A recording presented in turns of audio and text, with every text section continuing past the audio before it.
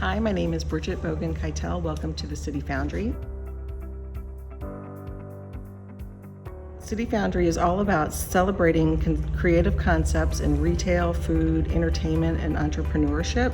There's $200 million in total development, $128 million in construction. There's over 1,000 parking spaces.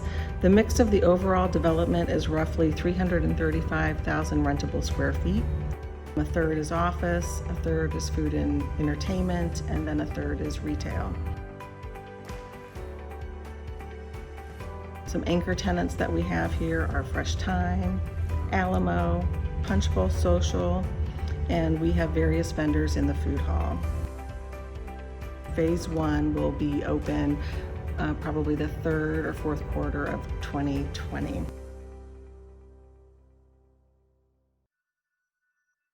In the 1920s, industries were moving away from river-based distribution of goods to less expensive land that relied on the railroad to distribute goods to market. At the time, Midtown really was the center of St. Louis, and Century Electric was a major economic contributor to the economy. They relocated to Midtown to produce castings for electric fan motors. The building and company adapted to the market over the course of its lifetime, and several additions were built over the years. The facility remained a production facility until 2007, when brake pads were being manufactured here. For years, the building sat vacant, with the exception of a lone security guard station at the gate off of Forest Park. Fast forward to today. The Central Corridor is the fastest growing area in the region, and the Foundry happens to be in the middle of it all. Steve Smith, CEO of Lawrence Group, was interested in the building. He was inspired by the growth and the repurposing of old abandoned buildings in the area. Projects like Ponce City Market, Krog Street Market, and the Atlanta Beltline, which is similar to our GRG, served as an inspiration for our City Foundry. What makes this area so interesting is the diversity of industry, the building stock, and sheer number of younger people in the proximity to the project. 34.2 is the median age within 3 miles of the property. 59% of the population is under the age of 35. 58% has a college degree or higher.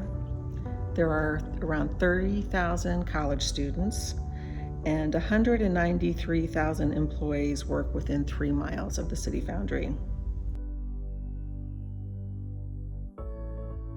Near City Foundry, there are approximately 3,000 newly completed residential units.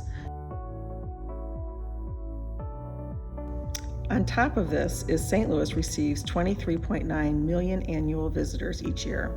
The Arch, Forest Park, Botanical Gardens, and most recently the attractions at Union Station all strengthen the fabric for City Foundry to be another destination to the area.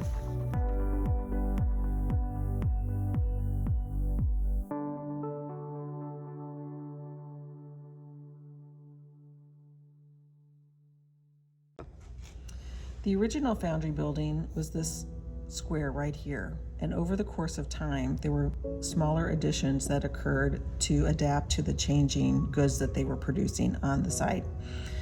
This building up here is referred to as the BICO building, and it was a storage building. This over here is a manufacturing building that we tore down in order to make room for the Alamo Draft House building that's being constructed right now. The Wabash Railway line spur is this right here, and you can see outside the concrete foundations that will ultimately be part of the GRG extension that goes through this site. This is the City Foundry site, which is 14 acres. Highway 40 is right here. South, north, west, and east. This is Spring Street, which previously connected south to the Armory, but when Highway 40 was constructed, that access was closed off. Entrance into the City Foundry, there are multiple places. The main entrance would be off of Vandeventer. IKEA is right here. There's a stoplight.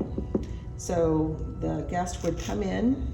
There's parking to the south, And then entrance into the parking garage goes under Alamo Draft House, and then there's access to the parking garage on the ground level. Another access point is through the garage off of Forest Park Boulevard and off of Spring through Foundry Way, which goes down, and then there's another access point to the garage at this location.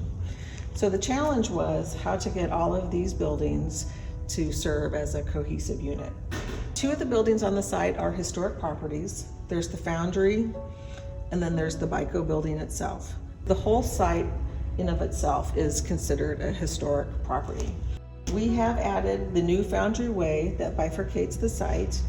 We have the Foundry building, which has over 300,000 rentable square feet. The food hall is the anchor tenant, and it occurs right here, and there is an inverted butterfly truss, which was new technology at the time that it was constructed. And then over the course of time, you can see how various additions were incorporated to address the change in product. This right here is the railway spur, the Wabash Railway Spur, which they use to deliver goods in and out of the site, and it will ultimately become an extension of the GRG Trail.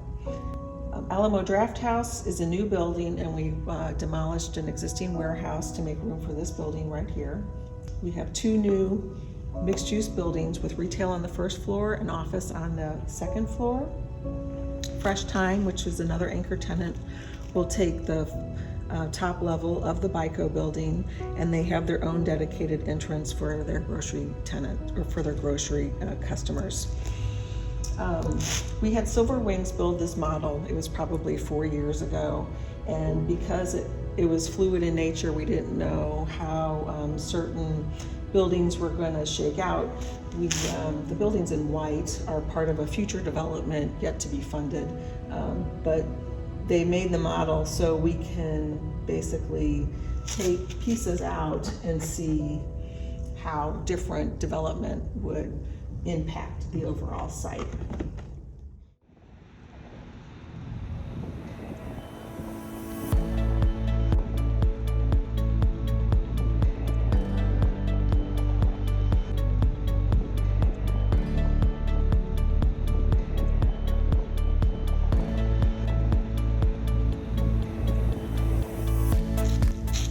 This is one of the retail spaces in the Power Building. It's one story. It can be subdivided into 5 separate tenants if need be, or one large tenant.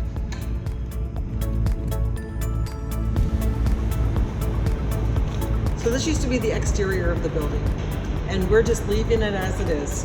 And the tenant that comes in here can do whatever they want with it. They can either paint it, they can fur over it, or they can keep that layer of grit. This is one of those spaces where it was all blocked off, and I personally did not realize that there was a mezzanine here until probably 6 months ago. It's the perfect spot because you've got a view of the parking lot, you have a view of the North Mixed Use Building, and you've got a unique view of Foundry Way. This is referred to as the Power Building, and it has a different structure than the rest of the building. This has wood decking and steel joists, and this where we're standing right now used to be an exterior dock. All of the graffiti that you see on the walls is there to stay.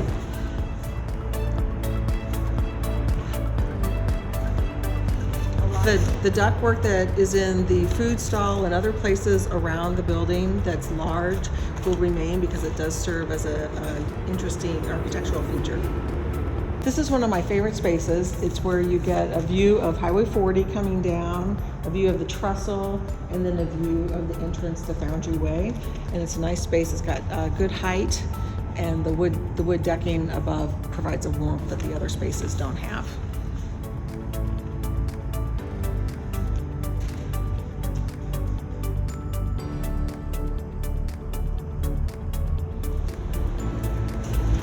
Yeah, so here we've left the brick as it is, and there used to be a plaster or cementitious furring over the brick, and we're just leaving it as it is because it's all back of house spaces.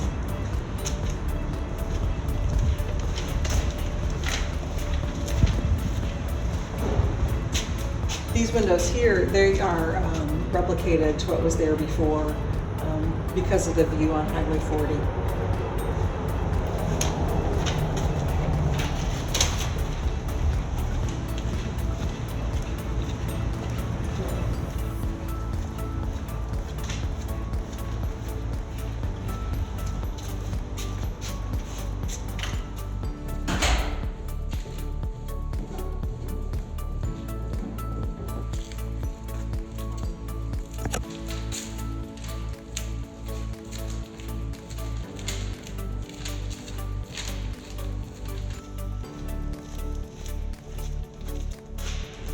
These fresh concrete infills are where the old pits were, but they've been filled in.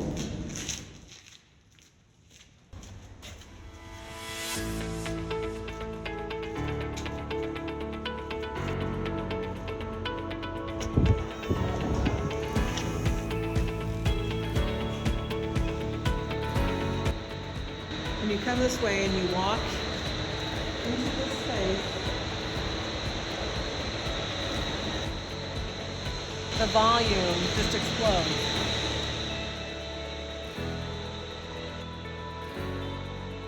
So the food hall has approximately 20 food stalls, and one way we've used to demarc or delineate those food stalls is the yellow steel system.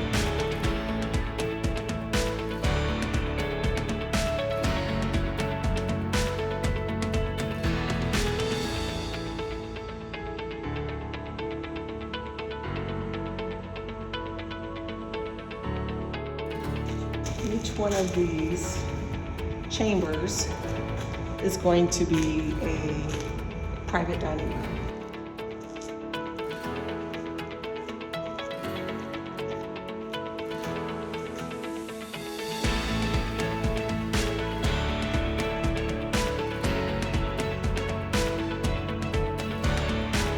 This is the mezzanine level of Fassler Hall, which is a beer garden. And what I love about this space is it's where the inverted butterfly meets. And so you can see the windows on the other side, which are for the food stall. So these windows are not operable right now, but back in the day they would have been. But the mechanisms will remain in place to just illustrate the architectural fabric that used to be here.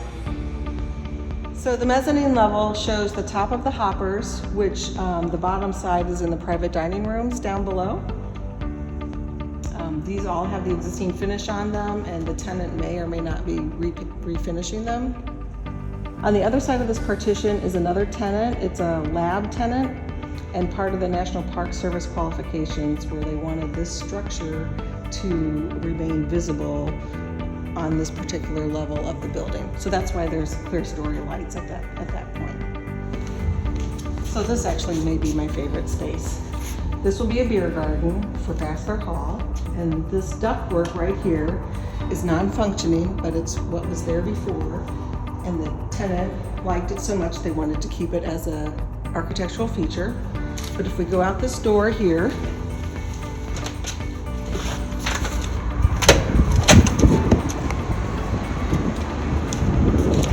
we get the best view, I think, in the whole development. And this will all be tables. We've got the original structure up above. We've got the view of Alamo, the view of the garage, which is where the customer will enter into the site. This is the original hopper that was at the Foundry. You can see the exterior face of it when you're on Highway 40 going west. But this is really the heart and soul of the building when it was in operation. The space that we're in right now is leased out. It's going to be a gaming tenant, so the walls will be lined with gaming stations, and people can play games within their own pod, their own teams, or nationally. The lab tenant that we talked about at Fassler Hall, their windows overlook this gaming space. It's behind those the new mechanical ducts, but they have a film, so they'll be able to see the light, but they won't be able to see the light.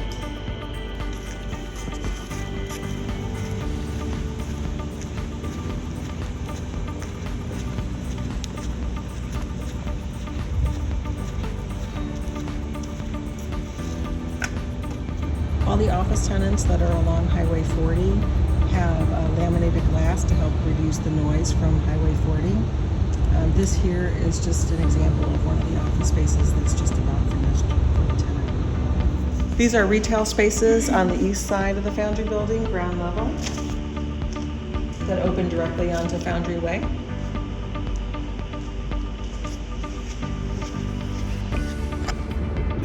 This is an example of the floor fill.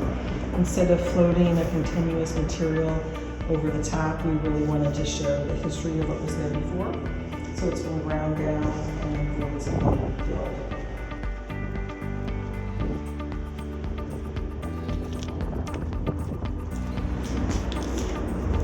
So this is the second level of the parking garage. And so the tenant on the ground floor of the BICO building has easy access into their space.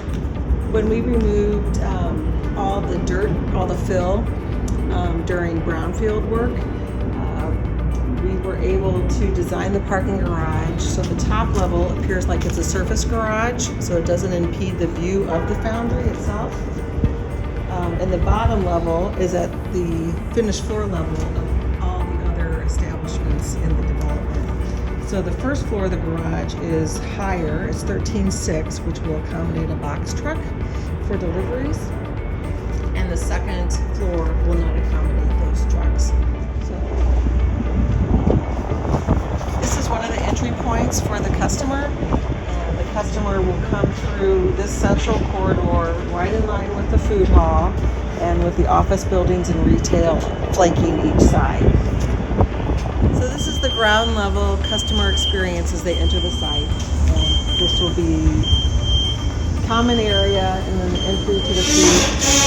entry to the food hall is right within walking distance.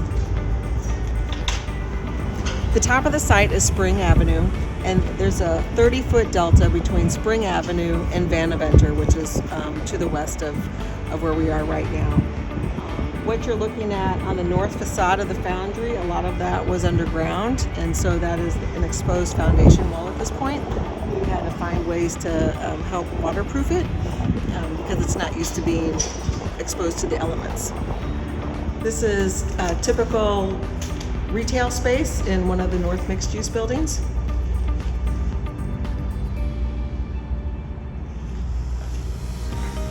This is one of the entrances to the parking garage. Right behind me is one entrance that circulates underneath the Alamo Draft House, and then it continues underneath the parking garage. This becomes the first level of the parking garage.